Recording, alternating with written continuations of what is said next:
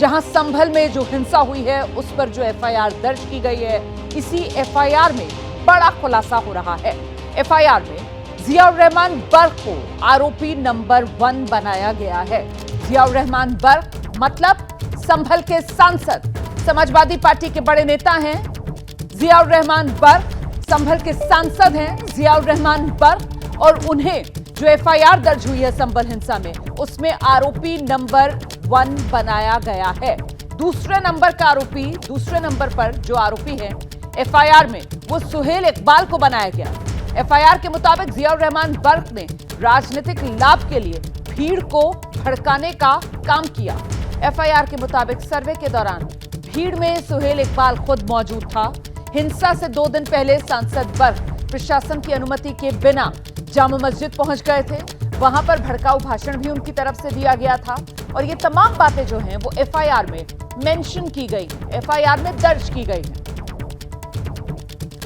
तो आरोपी नंबर 1 और आरोपी नंबर 2, और दोनों नेता हैं समाजवादी पार्टी के। एक सांसद जियाउर रहमान बर्क संभल के, और दूसरे जो स्थानीय विधायक हैं उनके बेटे हैं।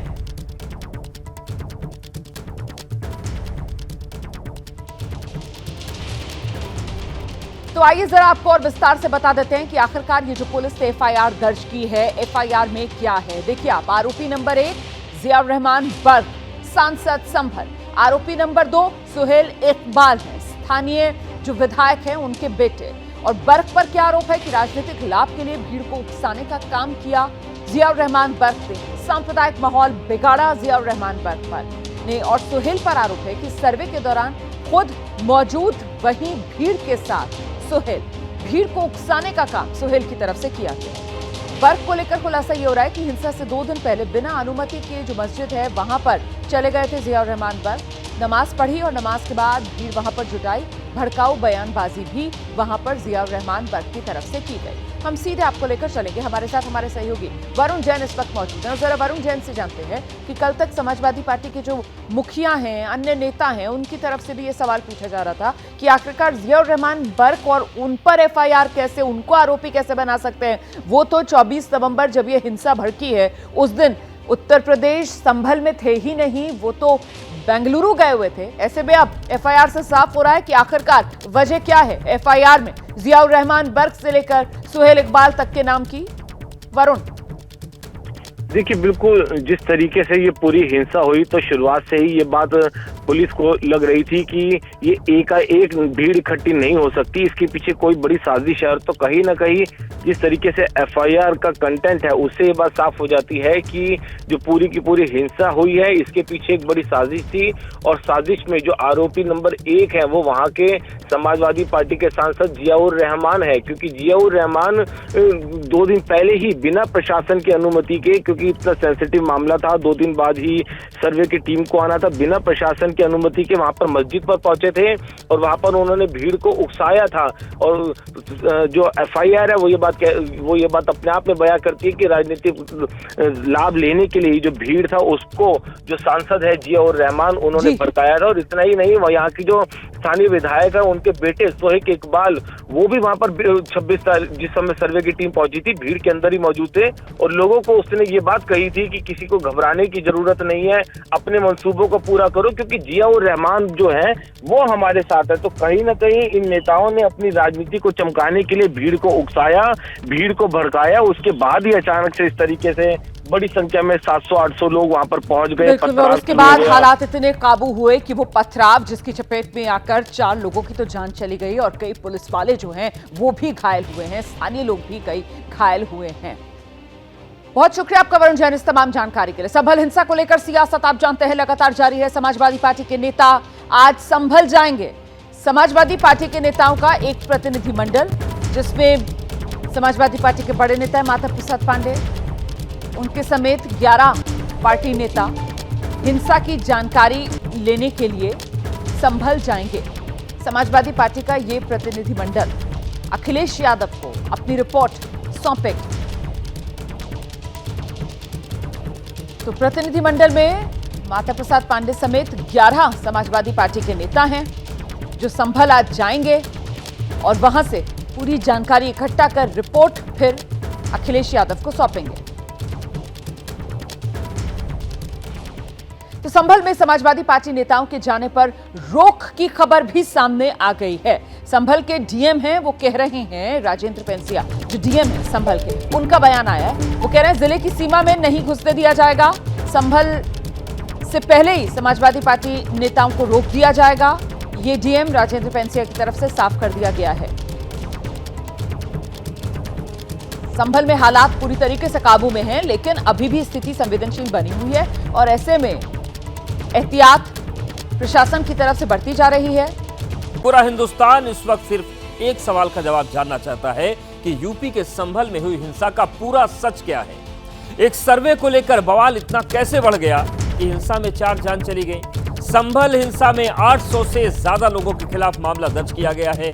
पुलिस के मुताबिक जिन 25 लोगों की गिरफ्तारी हुई, उनमें से ज्यादातर के पास चाकू और दूसरे हथियार मौजूद थे। राजनीतिक बयानबाजी भी शुरू हो चुकी है, लेकिन आज हम आपको दिखाने जा रहे हैं संभल में हिंसा हुई क्यों और इस पूरे विवाद की जड़ आखिर क्या है। तो संभल में तनाव के बाद पुलिस फ्लैग मार्च कर रही है और समाजवादी पार्टी का प्रतिनिधिमंडल आज संभल जाएगा। 12 सदस्यीय ये पूरा प्रतिनिधिमंडल है और हिंसा के 25 आरोपियों को इन सब के बीच जेल भेज दिया गया है। पूरा हिंदुस्तान अब केवल इसी सवाल का जवाब चाह रहा है कि आखिर यूपी के संभल में जो हिंसा हुई उसका सच क्या है और एक सर्वे को लेकर इतना बवाल आखिर कैसे बढ़ा। संभल हिंसा में 800 से ज्यादा लोगों के खिलाफ मामला दर्ज किया गया है। पुलिस के मुताबिक जिन 25 लोगों की गिरफ्तारी हुई, उनमें से ज्यादातर के पास चाकू और दूसरे हथियार मौजूद थे। राजनीतिक बयानबाजी का दौर भी चल रहा है और इस पूरे विवाद की जड़ आखिर क्या है, ये सभी के मन में सवाल बना हुआ है। इन सब के बीच हिंसा के 25 आरोपियों को जेल भेजा गया है और एहतियातन इंटरनेट सर्विसें अभी उस पर पाबंदी के दायरे में है। समाजवादी पार्टी का प्रतिनिधिमंडल आज संभल जाएगा। संभल हिंसा के बाद जिस तरीके से पूरा घटनाक्रम हुआ, उसकी रिपोर्ट पार्टी अध्यक्ष को यह प्रतिनिधिमंडल सौंपेगा। संभल हिंसा के बाद अब शांति व्यवस्था किस तरीके से स्थापित हो, इसके लिए पुलिस जो है वो लगातार फ्लैग मार्च कर रही है। हम आपको तस्वीरें दिखा रहे हैं उसी फ्लैग मार्च की जिसमें यूपी पुलिस के जो आला अधिकारी हैं, इसके अलावा आरएएफ के जवान, पीएसी के जो जवान हैं, वो पूरे इलाके में यहाँ पर फ्लैग मार्च करते हुए जो है वो दिखाई दे रहे हैं, ताकि जो स्थानीय लोग हैं, जो स्थानीय निवासी हैं, उनके जहन में पुलिस के प्रति जो है वो विश्वास जो है वो यहाँ पर बना रहे। और इसी विश्वास के लिए जो है ये फ्लैग मार्च जो है वो जामा मस्जिद के इलाकों में जो छोटी छोटी और जो संकरी गलियां हैं, उन इलाकों में ये फ्लैग मार्च जो है वो पूरे दल बल के साथ जो है वो इस वक्त जहां पर जो है वो बनता हुआ जो पुलिस के जो जवान हैं वो यहाँ पर दिखाई दे रहे हैं। हम आपको क्योंकि संभल हिंसा में अब तक 4 लोगों की मौत जो है वो यहाँ पर हो चुकी है और अब यहाँ पर शांति व्यवस्था के लिए, लॉ एंड ऑर्डर की सिचुएशन को कंट्रोल में रखने के लिए इस तरीके का फ्लैग मार्च जो है वो यहाँ पर किया जा रहा है, जिसकी अगुवाई जो है इस फ्लैग मार्च की एडिशनल एसपी और सीओ संभल की तरफ से जो है वो इस फ्लैग मार्च की अगुवाई जो है वो की जा रही है।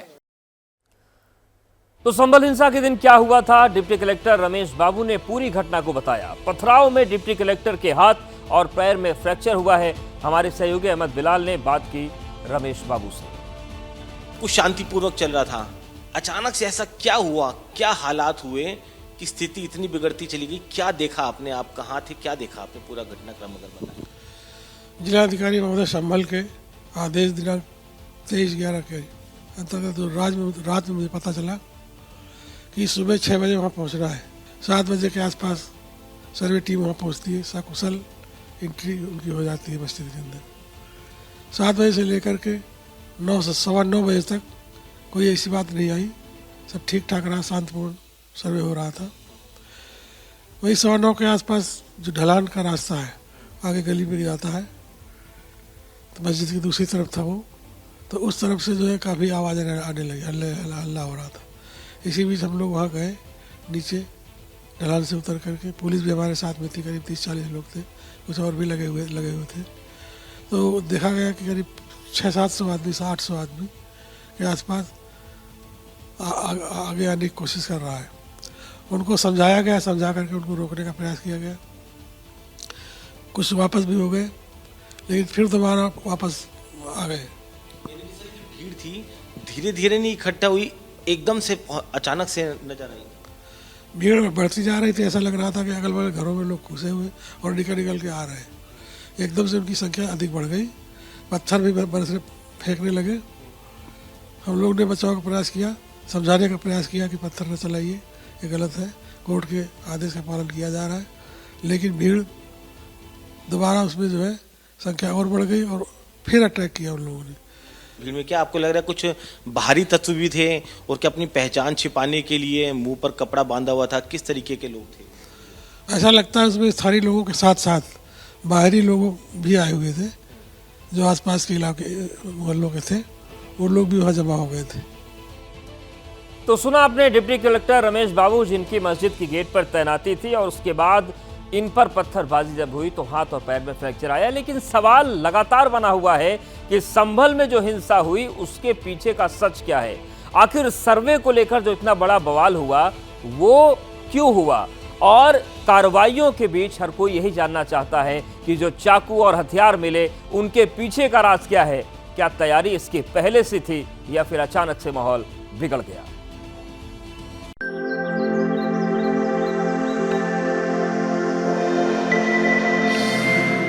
आज हम आपको बताएंगे कि उत्तर प्रदेश का जो संभल रविवार सुबह तक बिल्कुल शांत था, वहां हिंसा का ज्वालामुखी आखिर कैसे धधक उठा।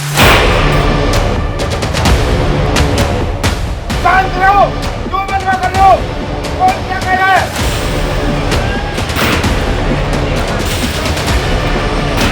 आपको चारों तरफ सिर्फ पत्थर ही पत्थर दिखाई देंगे। नालियों में पत्थर इतने ज्यादा जो है वो फेंके गए कि नालियों में जो पत्थर हैं वो भी अटक गए और अब उनको जो है वो यहाँ नालियों से भी साफ किया जा रहा है।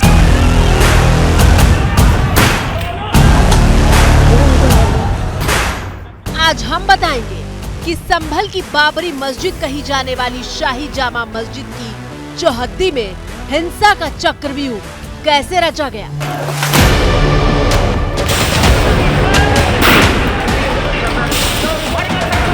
उनके परिवार वाले उस जगह पे पथराव करने क्यों जा रहे हैं, क्या वजह आ गई, क्या हो रहा है ऐसा जिसकी वजह से उन्हें पथराव करना चाहिए। तो सबसे पहले तो सवाल सोचने की ये है।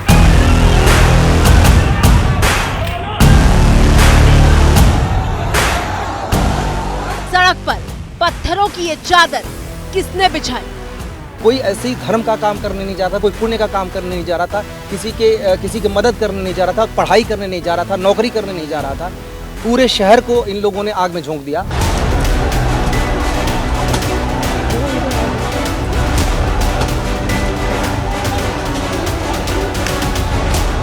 हजारों की नकाबपोश भीड़ मस्जिद के बाहर कब, क्यों और कैसे जमा हुई। ये शाही जामा मस्जिद है और जामा मस्जिद के ठीक बाहर जो गाड़ियां हैं वो अभी भी जली हुई अवस्था में यहाँ पर पड़ी हुई हैं, जो कि ये बताने के लिए काफ़ी है किस तरीके से जो बलवाई हैं, जो दंगाई हैं, वो यहाँ पर इकट्ठा हुए और फिर जो है वो ताबड़तोड़ यहाँ पर पत्थर जो है वो भी यहाँ पर बरसाने लगे और रास्ते में जो भी गाड़ियाँ जो भी वाहन जो है उन्हें दिखाई दिए उनको जो है वो आग के हवाले कर दिया। मकसद जो है वो यही था कि किसी तरीके से जो शांति व्यवस्था है, जो कानून की प्रक्रिया है, उसमें बाधा डाला जाए। ऐसे हर सवाल का जवाब जानने के लिए हम रविवार सुबह से ही शुरू करते हैं। दिल्ली से करीब 160 किलोमीटर दूर उत्तर प्रदेश का संभल हर सुबह की तरह अपने दिन की शुरुआत कर रहा था। धुंध और कोहरे की चादर में लिपटे शहर की सड़कों पर गाड़ियां दौड़ने लगी थी। संभल की शाही जामा मस्जिद के दरवाजे पर ठीक इसी तस्वीर की तरह कोई मौजूद नहीं था और फिर यहाँ कोर्ट के आदेश के बाद एक सर्वे टीम पहुंची। संभल की शाही जामा मस्जिद पर इस वक्त सर्वे का काम चल रहा है। हम आपको दिखाना चाहेंगे कि ये जो कोर्ट कमिश्नर की टीम है वो इस वक्त मुआयना कर रही है शाही जामा मस्जिद के बाहरी इलाके का, और ये जो दूसरा गेट है उस पर ये खड़े हुए हैं इस वक्त। और ये जो है सुबह 7:30 बजे लगभग यहाँ पहुँच गए थे और लगभग तस्वीरें रविवार सुबह ठीक उसी वक्त की हैं जब सर्वे टीम मस्जिद के दरवाजे तक पहुंच चुकी थी। सर्वे टीम के साथ पुलिस की टुकड़ी भी दिखाई दे रही है। जो पुलिस सुरक्षा है वो हम आपको दिखाना चाहेंगे कि भारी पुलिस फोर्स जो है शाही जामा मस्जिद के चारों तरफ जो है वो लगाई गई है। अगर इस रिपोर्ट को देख रहे दर्शकों के मन में ये सवाल है कि आखिर सर्वे टीम संभल की शाही जामा मस्जिद में सर्वे के लिए क्यों पहुंची थी, तो हम आपको बता दें कि हिंदू पक्ष का दावा है कि मस्जिद पहले हरिहर मंदिर था, जबकि मुस्लिम पक्ष इस दावे को खारिज करता है।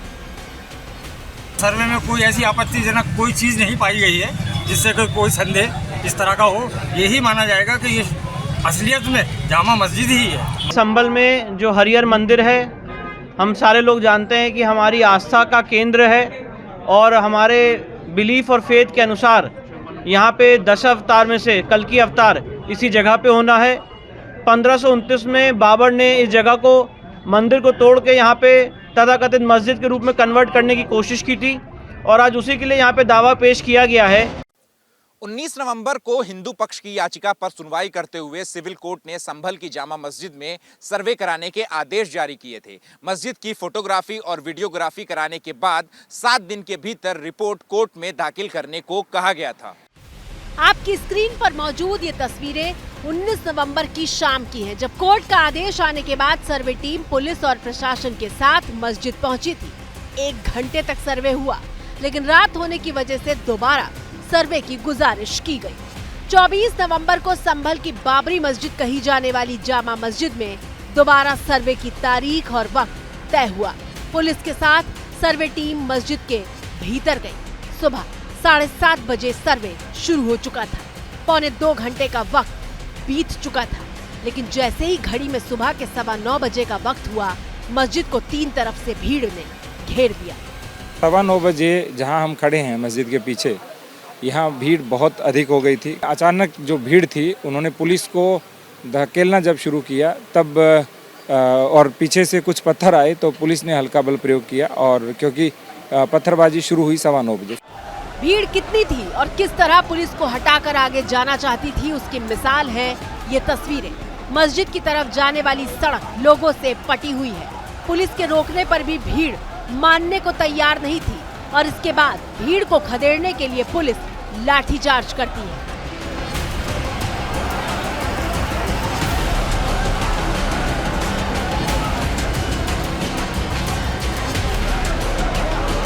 सड़क से लेकर संसद तक विरोध की हर आवाज, विरोध की हर तस्वीर, साथ ही इस विवाद में उठ रही मंदिर मस्जिद वाले धार्मिक विवाद की चिंगारियां भी आपको दिखाई। पुलिस की तरफ से जारी हिंसा के उन वीडियोस को भी डिकोड करेंगे जिसमें शांत संभल को आग के शोलों में जलाने की पूरी कहानी छिपी हुई है। सबसे बड़ा सवाल उन 4 लोगों की मौत से जुड़ा हुआ है। आखिर उनकी मौत का वीडियो कनेक्शन क्या है? लेकिन सबसे पहले आपको बताते हैं कि रविवार को हिंसा के बाद से अब तक संभल में क्या क्या हुआ है। संभल हिंसा में अब तक 4 लोगों की मौत की आधिकारिक पुष्टि हो चुकी है। चारों लोगों की पोस्टमार्टम रिपोर्ट सामने आई है। इसमें देसी बंदूक की गोली से मौत होने की बात कही गई है। इससे पहले मुरादाबाद मंडल के कमिश्नर ने बताया था कि रिपोर्ट में 315 बोर की गोली का जिक्र है। एसपी ने 15 पुलिसकर्मियों के घायल होने की जानकारी दी है।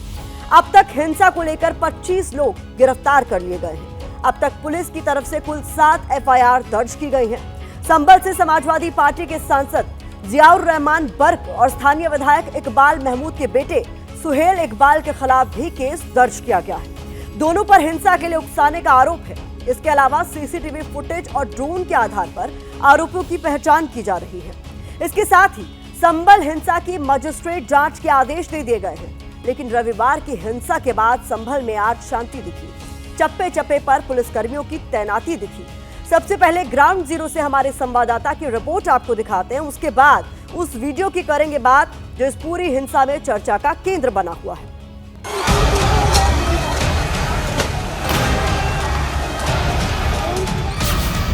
तस्वीरें जो है वो दिखा रहे हैं जामा मस्जिद के ठीक बाहर की। पुलिस और अर्धसैनिक बलों के जो जवान हैं वो यहाँ पर तैनात हैं।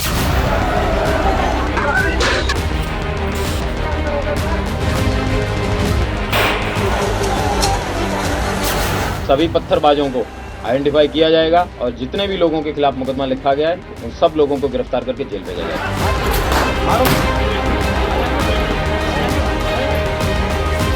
कुल 25 लोग अभियुक्तों को अभी तक गिरफ्तार किया गया है। ड्रोन के फुटेज की स्टडी कर ली गई है, उनके छोटे छोटे पासपोर्ट साइज फोटोज बनवाए जा रहे हैं। सारे सीसीटीवी फुटेज हैं, उनको भी कलेक्ट कर लिया गया है। संभल में इस वक्त हालात जो है वो ज़रूर काबू में हैं, लेकिन स्थिति जो है वो थोड़ी संवेदनशील जो है वो ज़रूर बनी हुई है। ये अचानक नहीं हुआ है, ऐसा लग रहा है कि इसके पीछे कुछ लोग थे जिन्होंने बलवा करने वाले लोग थे, उनको प्रेरित किया है और उन लोगों पर हम कठोर कार्रवाई करेंगे।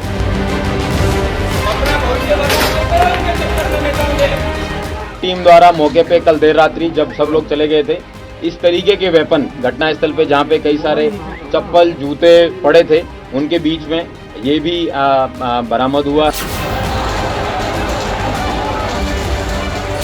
कुछ लोग जो है वो ज़रूर मार्केट में निकलते हुए यहाँ पर दिखाई दे रहे हैं, लेकिन जो दुकानें हैं वो यहाँ पर बंद है। पुलिस का जो फ्लैग मार्च है वो लगातार जारी है।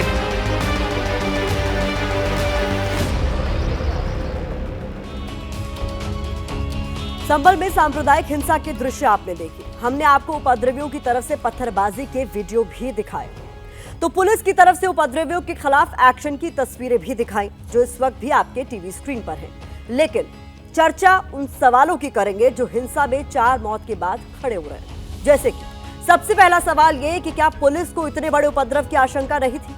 क्या यह हिंसा को लेकर पुलिस इंटेलिजेंस की नाकामी नहीं है?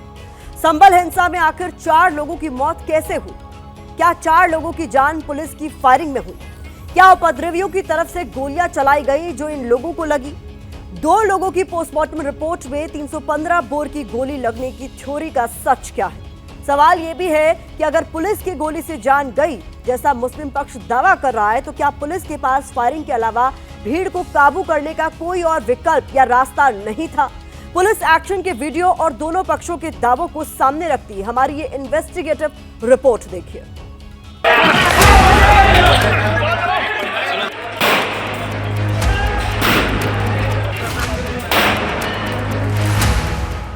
संभल हिंसा में करीब 1 मिनट 30 सेकंड के इस वीडियो पर पक्ष विपक्ष के नेता जुबानी आग उगल रहे हैं। विपक्षी नेताओं का एक बड़ा धड़ा इस वीडियो को आधार बनाकर पुलिस पर फायरिंग का आरोप लगा रहा है। आरोप लगाए जा रहे हैं कि संभल हिंसा में जिन 4 लोगों की मौत हुई वो पुलिस फायरिंग में मारे गए। आपको बता दें कि मारे गए चारों युवक मुस्लिम समुदाय के थे।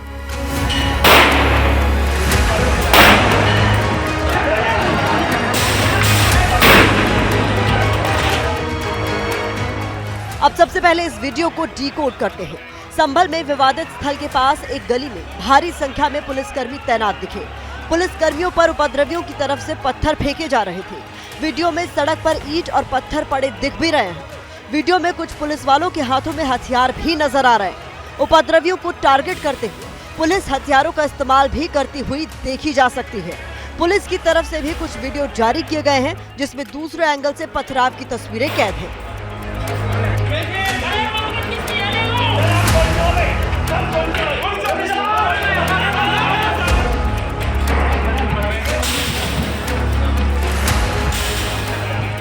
अब इस वीडियो को लेकर पुलिस और मुस्लिम पक्ष का दावा क्या है वो जान लीजिए। मुस्लिम पक्ष दावा कर रहा है कि पुलिस की तरफ से गोली चलाई गई। दूसरी तरफ मुरादाबाद के कमिश्नर आंजनेय कुमार सिंह ने कहा है कि पुलिस की तरफ से गोली नहीं चलाई गई। मृतक बिलाल के परिजनों का कहना है कि सीओ के आदेश पर गोली चलाई गई जिसमें उसकी जान गई, लेकिन पुलिस का कहना है कि ऐसी अफवाह फैलाने की कोशिश की जा रही है। पुलिस ने सिर्फ रबर बुलेट चलाई है। मुस्लिम पक्ष ने गोली चलाने वालों के लिए फांसी की मांग की है, तो दूसरी तरफ घटना की मजिस्ट्रेट जांच के आदेश दे दिए गए हैं। संभल सीओ है, संभल सीओ ने गोली की वो दी इजाजत। 3-4 लोग मर गए, उसमें मेरा भाई भी था, मेरा भाई मर गए। हाँ, मेरा बच्चे की खबर आई, क्या वो गोली लग गई उसके, नईम के गोली लग गई।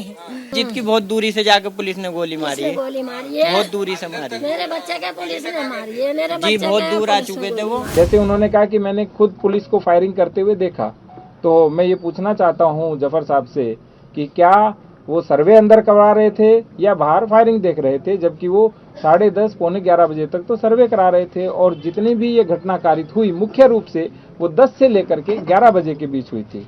जफर साहब ने कहा कि पुलिस असली हथियार चला रही थी अपने, फिर दोबारा उन्होंने कहा पुलिस तमंचे चला रही थी। वो तीसरी बार उन्होंने बोला कि मुझे नहीं पता कि पुलिस कौन से हथियार चला रही थी।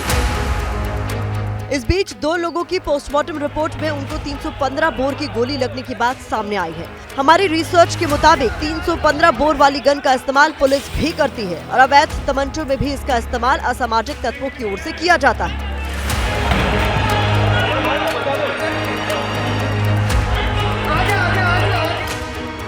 सवाल उठता है कि जिस वीडियो को लेकर पुलिस पर फायरिंग का आरोप लगाया जा रहा है, क्या उस वीडियो में पुलिस के हाथ में 315 बोर वाली राइफल है?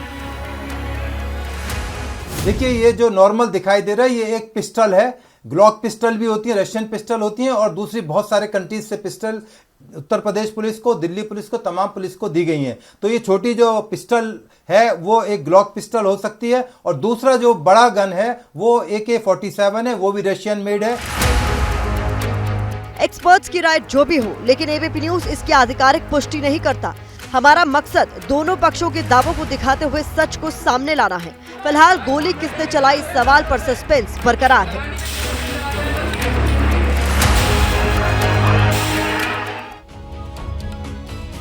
संभल के डीएम से लेकर एसपी तक पुलिस के दोनों आला अधिकारी दावा कर रहे हैं कि हिंसा के दौरान पुलिस की तरफ से सिर्फ रबर बुलेट का इस्तेमाल किया गया और वही चलाई गई। लेकिन एबीपी न्यूज से एक्सक्लूसिव बातचीत में संभल के सीईओ अनुज चौधरी ने दोनों अधिकारियों से अलग दावा किया है। अनुज चौधरी इस हिंसा में घायल हुए थे। उनका कहना है कि पुलिस को सेल्फ डिफेंस में गोली चलाने का अधिकार है। सवाल उठता है कि क्या फायरिंग का सच छिपाया जा रहा है? दोनों तरफ के दावे से उसमें साफ तौर पे दिख रहा है कि एक पिस्टल से जो है वो सीने सर के ऊपर से गोली चलाई जा रही है। उसको कम से कम जायज है, 5-6 बार क्लियर कर दिया गया है। वो पिस्टल नहीं है, वो रबर पैलेट गन है और उसको क्लियर कर दिया गया है और दोबारा क्लियर कर दे रहा हूँ, वो पिस्टल नहीं है। पहली बात तो ये है, हमें आत्मरक्षा का अधिकार है। हम कोई मरने के लिए भर्ती थोड़ा ही हो रहे हैं पुलिस में। अगर भाई हम इनसे मार देंगे, हम मरने के लिए भर्ती हो रहे हैं पुलिस में? अरे भैया, हमारे बच्चे हैं, परिवार है, हमारा परिवार नहीं है। अब इनके लिए ये एक पढ़े लिखे आदमी को और एक इस तरह के जाहिल मार देंगे। संभल हिंसा के बीच सवाल यह भी उठ रहा है कि यूपी का माहौल कौन बिगाड़ रहा है, क्योंकि शुक्रवार को जुम्मे के दिन तक जिले में सब कुछ सामान्य था, नॉर्मल था। दूर दूर तक किसी तरह की हिंसा की कोई आशंका नहीं थी। फिर अचानक रविवार को क्या हुआ कि संभल सुलग उठा।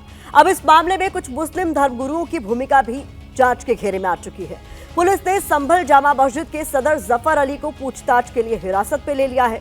एबीपी न्यूज के कैमरे में जफर अली को हिरासत में लिए जाने का एक्सक्लूसिव वीडियो भी रिकॉर्ड हुआ है। जफर अली खुद को बेकसूर बता रहे हैं। उनका कहना है कि सर्वे टीम के आने के बाद मस्जिद की हौज का पानी बाहर निकलते दिखा, जिससे भीड़ भड़क उठी और हिंसा की शुरुआत हो गई।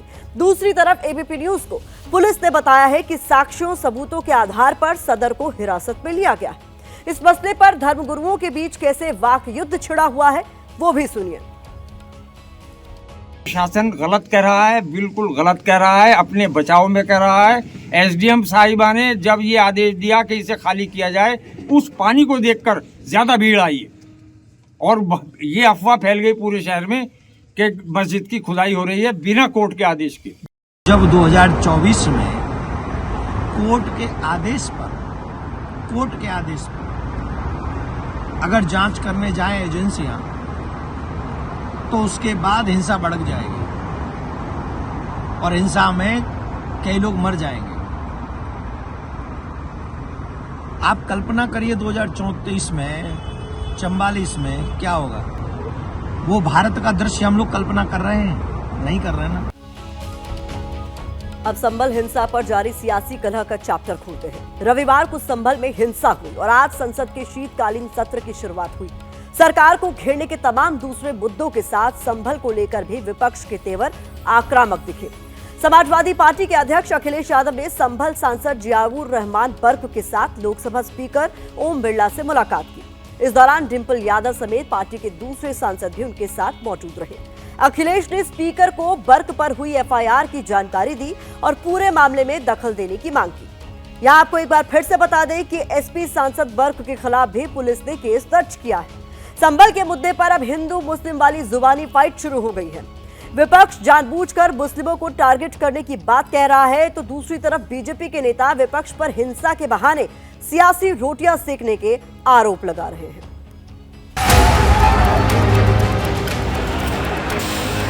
पूरा का पूरा कराया गया ये दंगा, और किसने कराया? सरकार ने कराया। जिस दिन कोर्ट में सुनवाई होती है उसी दिन ऑर्डर हो जाता है, उस दिन सर्वे भी हो जाता है। ये तो 1948 में ऐसे ही हुआ था बाबरी मस्जिद में। तो ये जो फायरिंग हुई है, ये फायरिंग नहीं है, मर्डर है। न्यायपालिका के आधार पर वहाँ पर सर्वे चल रहा था।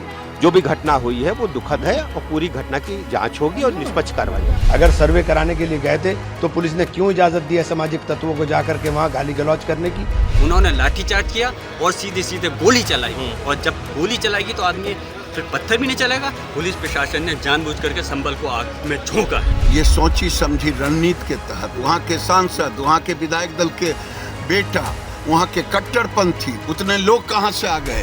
हमारे सांसद जियाउर रहमान जब संभल में ही नहीं थे और उसके बावजूद भी उन पर एफआईआर दर्ज करना, ऐसा उदाहरण कभी किसी को मिला होगा देखने को, सुनने को? ये सरकार प्रायोजित हिंसा है, ये साजिश के तहत कराई गई हिंसा है। वहाँ का जिला प्रशासन पूरी तरह इसके लिए दोषी है। अगर इस तरह से होगा, इस तरह से जज फैसले करने लगे, सारे देश में आग लगा देंगे ये लोग। तो विपक्ष के योजना से सुनियोजित घृणित घटना है और ये भारत को जलाना चाहते हैं। पूरी तरीके से भाजपा एकदम नफरत ही नहीं, ये लोग किसी भी प्रकार से देश को तोड़ना चाहते हैं। अगले 50 साल का बीजेपी आरएसएस को पिच बना के दी जा रही है, एक नए बाबरी मस्जिद की पिच। राजनीति के बाद अब संभल में जामा मस्जिद की हिस्ट्री वाली फाइल्स खोलते हैं, जिसको लेकर ये पूरा विवाद है। एएसआई यानी आर्कियोलॉजिकल सर्वे ऑफ इंडिया 22 दिसंबर 1920 से ही उसका संरक्षण कर रहा है। एएसआई की वेबसाइट पर इस मस्जिद को राष्ट्रीय महत्व का स्मारक बताया गया है, लेकिन हिंदू पक्ष मंदिर बताकर इस पर दावा करता आया है। हिंदू पक्ष का दावा है कि संभल में हरिहर मंदिर तोड़कर जामा मस्जिद बनाई गई, जबकि मुस्लिम पक्ष इसे 16वीं शताब्दी की मस्जिद बताता है। हिंदू पक्ष के मुताबिक एएसआई की रिपोर्ट से ही संभल में मंदिर तोड़कर मस्जिद बनाए जाने की बात कही गई है, लेकिन मुस्लिम पक्ष का कहना है कि मस्जिद में मंदिर से जुड़े कोई निशान नहीं है। हिंदू और मुस्लिम पक्ष की तरफ से इस तरह के दावे बहुत दिनों से किए जा रहे थे, लेकिन 19 नवंबर को इस मामले में एक बड़ा डेवलपमेंट हुआ और ये अदालत तक जा पहुंचा। 19 नवंबर 2024 को संभल के सिविल कोर्ट में 8 लोगों की तरफ से अर्जी दी गई। अर्जी में कहा गया कि 1527 से 28 के बीच सदियों पुराने मंदिर को तोड़कर शहर की शाही जामा मस्जिद बनाई गई। अर्जी में यह भी कहा गया कि बाबर के सिपहसालार हिंदू बेग ने मंदिर तोड़कर मस्जिद बनवाई थी। यह भी दावा किया गया कि भगवान कल्की को समर्पित हरिहर मंदिर पर जामा मस्जिद कमेटी का अवैध कब्जा है। मामले की सुनवाई करते हुए अदालत ने कुछ ही घंटे के भीतर सर्वे का आदेश देकर एडवोकेट कमिश्नर भी नियुक्त कर दिया और उसी दिन यानी 19 नवंबर को सर्वे शुरू भी हो गया। अदालत ने इस मामले में जितनी तेजी से फैसला सुनाया और जिस तेजी से इस पर अमल शुरू हुआ, अदालती और सरकारी कामकाज में आमतौर पर इतनी तेजी दिखती नहीं है। संभल के सिविल कोर्ट में दोपहर 1:30 बजे अर्जी दी गई। दोपहर 3:30 बजे यानी सिर्फ 2 घंटे में कोर्ट ने सर्वे का ऑर्डर दे दिया। इसके पौने 3 घंटे बाद शाम 6:15 बजे सर्वे टीम शाही जामा मस्जिद पहुंच गई और करीब 1.5 घंटे बाद यानी शाम करीब 7:45 बजे पहले दिन का सर्वे पूरा भी कर लिया गया। पहले दिन कलेक्टर और एसपी की मौजूदगी में मस्जिद परिसर की फोटोग्राफी और वीडियोग्राफी की गई। 22 तारीख को शुक्रवार यानी जुमे की नमाज की वजह से सर्वे नहीं हो पाया, इसलिए सर्वे के लिए 24 नवंबर यानी रविवार का दिन तय किया गया। रविवार को सुबह 7 बजे से सर्वे शुरू हुआ और कुछ ही देर बाद जामा मस्जिद के आसपास बवाल शुरू हो गया। संभल में मंदिर मस्जिद विवाद के बीच 1991 का प्लेसेस ऑफ वर्शिप एक्ट फिर से चर्चा में आ गया। आपको आसान भाषा में 1991 के प्लेसेस ऑफ वर्शिप एक्ट के बारे में भी समझा देते। तो places of worship special provision act 1991 में वजूद में आया। इसे नरसिम्हा राव के शासन के दौरान बनाया गया था। इसके मुताबिक 15 अगस्त 1947 तक जिस धार्मिक स्थल का जो भी स्वरूप था, आगे भी वही बना रहेगा। आजादी के बाद किसी भी धार्मिक स्थल की पहचान बदलने का प्रयास किया गया तो वो गैर कानूनी होगा। कानून में यह भी कहा गया था कि किसी धार्मिक स्थल के स्वरूप पर अगर 15 अगस्त 1947 के बाद विवाद हो तो अदालत में केस नहीं चलाया जा सकता। इसका मतलब ये हुआ कि 15 अगस्त 1947 को अगर कहीं मंदिर था तो आगे भी वो मंदिर ही रहेगा। इसी तरह आजादी के समय अगर देश के किसी हिस्से में कहीं कोई मस्जिद थी तो वो आगे चलकर भी मस्जिद ही रहेगी। हालांकि अयोध्या विवाद को इस कानून के दायरे से बाहर रखा गया था और संभल वाला मामला भी बाहर ही है। इसकी वजह भी समझ लीजिए। तो आपको बता देते हैं, इस मामले में अलग अलग तरह की राय सामने आ रही है, वो सुनवाते हैं आप। इस बीच आपको बता दें कि संभल की जामा मस्जिद को मंदिर बता रहा हिंदू पक्ष कॉन्फिडेंट है। वो अपनी बात साबित करने के लिए कल की पुराण से लेकर ब्रह्मांड पुराण तक का हवाला दे रहा है और संभल की जामा मस्जिद को भगवान विष्णु के कल की अवतार से जोड़ रहा है।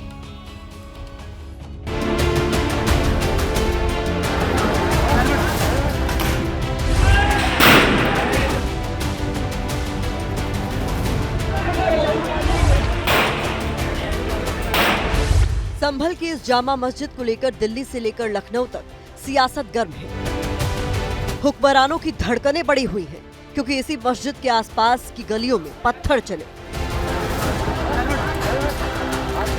गोलियां चली, 4 लोग मारे गए, दर्जनों घायल हो गए। मौके पर पहुंची पुलिस और प्रशासन ने संभल के हालात तो संभाल लिए, हिंसा की आग भी बुझा दी, लेकिन तनाव अब भी बरकरार है। गुस्से की आग अभी भी सुलग रही है और कुछ सवाल भी उठ रहे हैं क्योंकि मुस्लिम समुदाय जिसे शाही जामा मस्जिद बता रहा है, हिंदू पक्ष उसे ही हरिहर मंदिर तोड़कर बनाई गई मस्जिद। सवाल यह है कि संभल की जामा मस्जिद क्या वाकई मंदिर को तोड़कर बनाई गई थी? हिंदू पक्ष जिस हरिहर मंदिर को तोड़कर मस्जिद बनाए जाने का दावा कर रहा है उसमें दम कितना है?